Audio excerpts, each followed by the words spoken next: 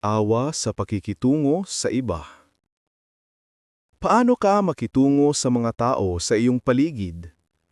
Sa Islam, ang awa ay hindi lang mga salita. Ito ay isang aksyon.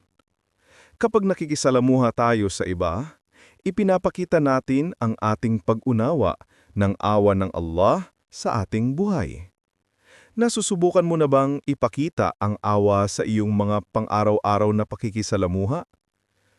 Ang awa ng Propeta Muhammad, sumakanya nawa ang kapayapaan, ay hindi lang para sa kanyang mga tagasunod, kundi pati na rin sa kanyang mga kaaway.